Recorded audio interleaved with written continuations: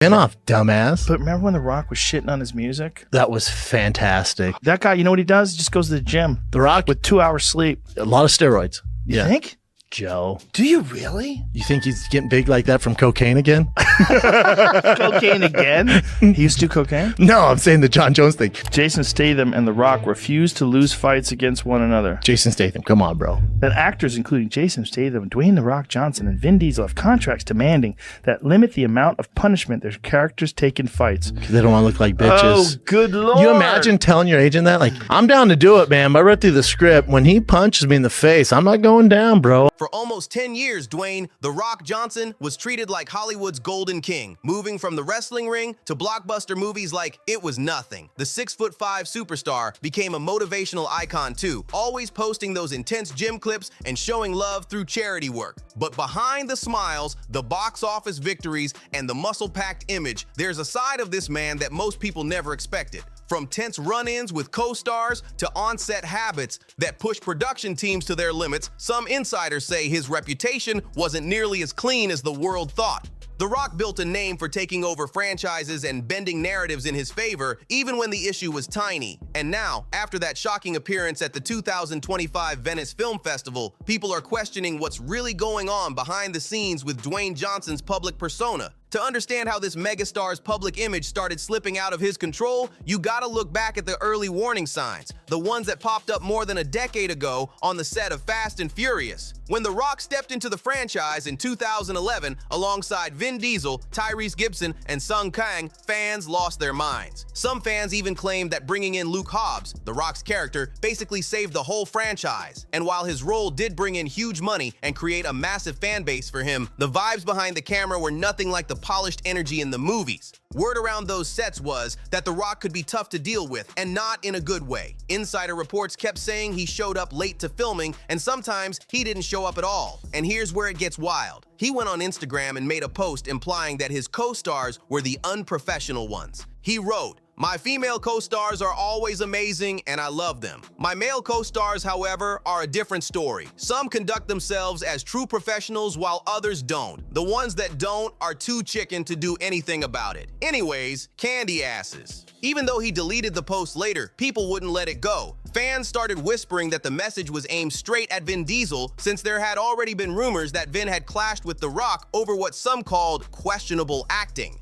Even with all the noise surrounding their tension, Vin Diesel stayed quiet until the movie wrapped, dropping his take later with a calm tone that didn't match the chaos fans felt. He said, "My approach at the time was a lot of tough love to assist in getting that performance where it needed to be. We had to get there, and sometimes I could give a lot of tough love." You know, The Rock and Vin Diesel couldn't be on set at the same time. They hate each other so bad. They had to shoot different scenes and like shoot it so it looked like someone was there. They hate each other so much. Didn't the Rock gotten a big thing with Tyrese too, right? Tyrese just flipping out because like all he has is Fast and Furious. Really? So that when The Rock did a spinoff, he's like, "How dare you? We're a family." Rock was like, "No, we're not." Well, They gave me a wasn't it But The Rock wasn't buying any of that, and he held on to the beef like it was personal business he refused to drop. It got so deep that The Rock would purposely skip Vin's name when shouting out everyone involved in Fast 8, and fans noticed instantly. The tension wasn't just awkward, it hinted at something way more serious behind the scenes. At this point, the issue wasn't just that The Rock didn't vibe with Vin Diesel on set anymore, it was the fact that he wanted his own spotlight so he could shape the franchise exactly how he wanted. And that hit weird for fans because Vin was the one who built the whole series from day one. And once The Rock realized he couldn't control things the way he wanted, he made a move that most co-stars would never forgive, no matter how much money the franchise was making. On October 5th, 2017, Universal dropped a surprise announcement, a brand new Fast and Furious spin-off starring only The Rock and Jason Statham. Fans were stunned, like, why are we even doing a spin-off? And even crazier, why is The Rock suddenly leading the whole thing like he's rewriting the franchise for himself? Just a little quick shout out to Tyrese, his new album, Black Rose. I just heard it. I literally just heard it. I heard the whole thing in my trailer. And I've got to say, in all honesty, it's the biggest piece of dog shit that I have ever heard. Everyone's laughing, by the way, but it's true because everybody's heard it too. Everyone heard it, right? They look at everyone's like, yeah, big piece of dog shit. Shouldn't be called Black Rose. It should be called big piece of black dog shit. That's what it should be called. Not even the hard, dried up dog shit for 7 days. It's the soft dog shit. It's like baby shit. It's like that. That's what the album is like. And I never want to hear it again, and I'm never gonna fucking forgive him for wasting my time. That is time I will never get back. It's like dog shit is in my ear. The whole situation shattered the loyal team player image people had built around him. And the saddest part? This was coming from the same guy who used to call himself the people's champion. But when it came down to choosing between the crew and himself, his decision showed exactly where his priorities were. Shockingly, the spinoff didn't flop. It pulled in over $700 million on a $200 million budget, and you could tell The Rock felt proud, proving he could do numbers without Vin. But for everyone else, the movie just didn't feel like the heart of Fast and Furious, leaving fans confused and divided. People kept saying, remember when Fast and Furious was actually about racing and family? Instead, the main villains turned into some kind of budget Terminator who could lift cars like it was nothing, and the script was filled with forced jokes and awkward lines that didn't hit the way the franchise used to. Many fans felt Hobbs and Shaw could seriously damage the franchise's direction, and some didn't hold back at all, including fan favorite Tyrese Gibson, who called The Rock out directly on Instagram. He wrote, "Congratulations to The Rock for making the Fast and Furious franchise about you." That post lit everything up. The Rock clapped back quick and sharp by roasting Tyrese's music career, which sparked a quote that's been floating around the internet out of context for years. Most people didn't realize that The Rock's constant need to dominate came from way back, long before Hollywood ever called his name. Back in his wrestling days, he learned fast that if he wanted to be idolized, he had to protect his image at all costs and never let himself look small in front of anyone. And ever since then, he's carried that mentality everywhere, especially into Hollywood, where he added some unusual rules to his contracts, rules that straight up shaped entire movies. One of those rules said his characters could never lose a fight on screen, and he couldn't take too much visible damage either. Protecting his action hero vibe might sound like business, but when you look closer, it's hard not to see the ego behind it. Crazy. How about The Look at Rock? that picture of him next to it, the sad truth. Oh my God, that's crazy. How about The Rock had to Oh get my on more God. steroids to play him in a biopic? That's how big Mark Kerr was. They're like, Oh, hey, yeah. hey, If you Rock, want it we to need be you to play Mark legit. Kerr. We need you to get him on more steroids. I slimmed down. I bet getting that big probably felt like shit. Well, someone was like, hey, your heart's going to explode, right? Even in a fictional world where anything can happen, The Rock refused to look weak, and that attitude slowly started shifting from confidence into control. Producers and directors felt it too, because they had to choreograph fight scenes around his rules, not the story's needs. Sometimes he even brought his own crew to set just to make sure he always looked flawless on camera, and writers had to twist storylines just to avoid breaking his contract. It got so wild that he couldn't even lose a simple game in a script without pushing back. This whole never lose mindset ended up draining the emotion out of his characters, making fight scenes predictable and flat. Viewers eventually caught on, dropping comments like, "You can tell that's in The Rock's contract," and "He seems invincible in every movie." One fan even said, "The Rock definitely ruins his fights in movies for me. He's gonna win anyway, makes his movies boring." Suddenly, that inspiring story about him being the man who climbed to the top with $7 in his pocket didn't hit the same anymore. The heroic aura started cracking, revealing someone who couldn't accept losing, not even when it was just acting. But the no-lose clause was only a tiny preview of how far The Rock would go to protect his powerful image, because when DC handed him the chance to step into the superhero world, his ego finally got a playground big enough to run wild. To him, this wasn't just another job. It was his shot to take over an entire cinematic universe. Instead of fitting into the DC extended universe like everyone else, The Rock decided DC needed to rebuild the whole puzzle with him front and center. Basically, he wanted to be their version of Thanos, the unstoppable boss of the universe. And honestly, it wouldn't have shocked anybody if he pushed for the Superman role, considering how much he wanted to be the strongest. But he landed on Black Adam, a character close enough in power to scratch that itch for domination. And from there, The Rock never missed a chance to hype up Black Adam as superior to Superman, sometimes pushing the idea so hard that fans started wondering if he saw the whole role as his pathway to controlling DC. One fan summed it up perfectly. Rock wanted two things. One was that he could take over the management role of DC with Black Adam before any indication that it would be good or successful. And two, he wanted zero connection with Shazam at all. And that second point was just strange, especially since Black Adam and Shazam are literally tied together in the comics, yet The Rock kept distancing himself like he wanted to rewrite the whole history of the character. Black Adam was always meant to connect back to Shazam, but even when fans pointed out the obvious link, The Rock kept steering the whole thing in a different direction like he didn't care what the original storyline was supposed to be. And instead of leaning into those roots, he bragged about convincing Warner Brothers to bring Henry Cavill back for a cameo, a move he hoped would hype up longtime Superman fans who'd been missing that character on screen. At that moment, people started whispering that maybe The Rock wasn't just thinking like an actor anymore. Maybe he had his eyes on a bigger position behind the scenes. This stirred up tension, especially since reports said Warner Brothers wasn't fully committed to bringing Cavill back at that time, yet The Rock still pushed hard to make that cameo happen. Then came the rumors that he pitched ideas to fix the DC extended universe, which made fans feel like he was trying to take the wheel of that franchise the same way people said he tried with Fast and Furious. But to his shock, things didn't play out the way he expected once Black Adam hit theaters. The film pulled in around $390 million on a $260 million budget. But in Hollywood, a movie usually needs to make about 3 times its production cost to truly break even, mostly because marketing isn't included in that raw number. So even though the movie made money at the surface level, it still ended up labeled a flop, especially in such a competitive superhero market. Fans had mixed reactions too, with many saying they didn't feel connected to the character or the story the way they hoped. Some even joked online that the movie felt like Dwayne "The Rock" Johnson plays himself, but in a costume, which added to the wave of criticism flying around.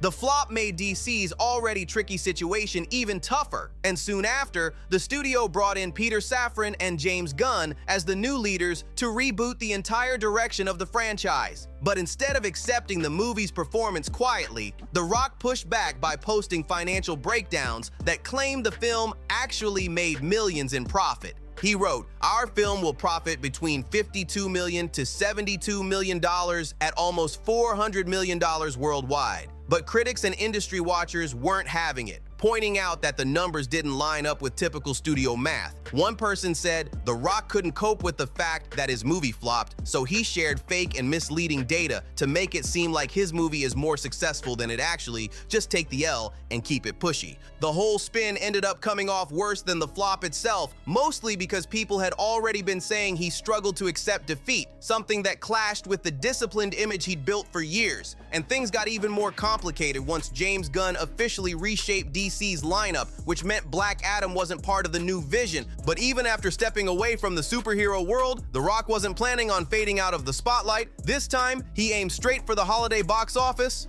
In 2024, he teamed up with Chris Evans for a Christmas blockbuster called Red One, which was supposed to launch a brand new franchise and prove he was still a top-tier Hollywood draw. But instead of a comeback moment, the movie became the center of new behind-the-scenes chatter, with crew members claiming he showed up hours late to set on some days, and on other days, didn't show up at all. These delays reportedly forced the production team to adjust scenes around his schedule, which added major costs to the shoot. And then came the strangest part. A crew member claimed if he needs to pee, he doesn't go to the public bathroom, he pees in a water bottle, and his team or a PA has to dispose of it. It sounded wild. But people remembered he'd mentioned something similar years before, which made the rumor travel even faster online. Still, the studio publicly defended him, with a representative insisting that working with him was smooth, and that any reports of lateness were ridiculous and false. But fans didn't buy that defense easily, especially since The Rock already had a long reputation for cutting it close with call times at big events and productions. By the time Red One wrapped, the film had piled on an extra $50 million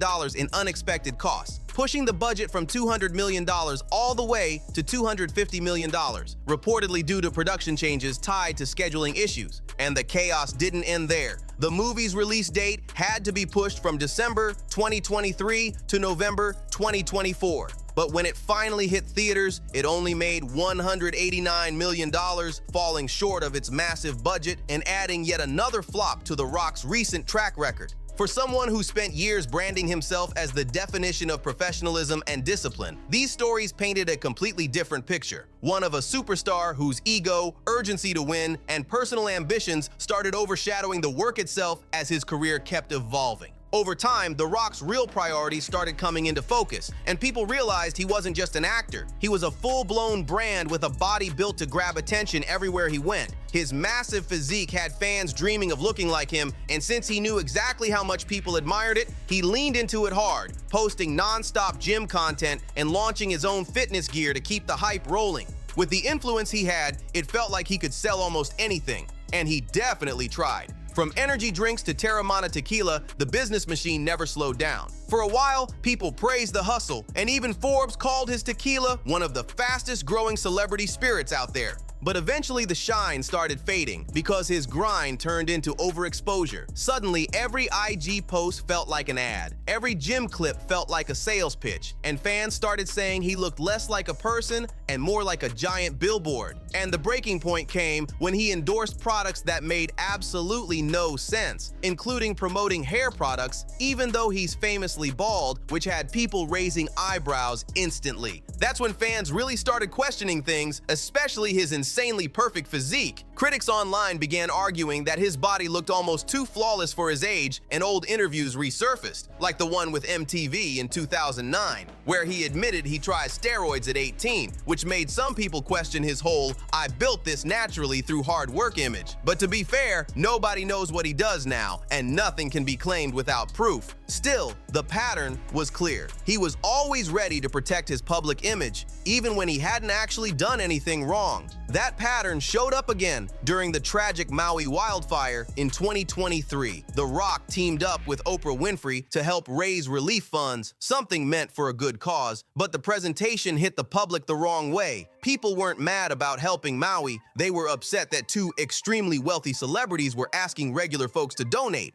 The backlash grew so loud that The Rock ended up posting an apology video even though he had already put in $5 million of his own money. Honestly, he didn't need to apologize, but the fact that he did made people feel like he was more focused on keeping the public's affection than standing firm behind his choices. This need to stay perfectly likable tied right into another pattern: his habit of bending small stories just to look good. One example was his first time at In-N-Out moments. In 2017, he posted pics at In-N-Out like it was his first time, but then in 2022, he posted a cheat meal saying he had never tried it before. Fans caught the slip instantly, and he quietly switched up his caption to play it off as a joke. They were tiny exaggerations, sure, harmless to most people, but they chipped away at the carefully crafted image he'd spent years polishing. Because if he wasn't being real about the small stuff, fans started wondering what bigger things might also be part of the act. That question followed him right into January 2024, when he shocked everyone by stepping back into the world that made him famous, the WWE. Are we gonna see you?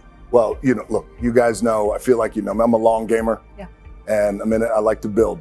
And this is something like this. What this is, if myself and Roman Reigns were to main event WrestleMania, and I mean this very respectfully of all the WrestleManias prior, because I grew up in this business and I love it, we could possibly put on the greatest and the biggest WrestleMania of all time. This time, he wasn't returning as a full-time wrestler. He joined as a member of the board of directors, giving him real power behind the scenes. And soon after that, he started teasing a huge return to the ring. Even though he was only a board member, his contract reportedly gave him the ability to influence storylines. And he used that power quick, setting up a matchup with champion Roman Reigns and promising it would be the biggest WrestleMania in history. But there was a major issue. To make room for The Rock's comeback storyline, fan favorite Cody Rhodes, who had spent years building momentum, got pushed aside. Fans were furious, and the backlash was brutal. The official WWE clip announcing the shift pulled more than 500,000 likes, with the hashtag Cody deserves better taking over timelines everywhere. For the first time in decades, The Rock wasn't being celebrated as the hero of the moment. He was seen as the villain, accused of stepping in and stealing the spotlight for himself. One fan said, "Is it just me, or does Cody look absolutely heartbroken in that video? It's a shame."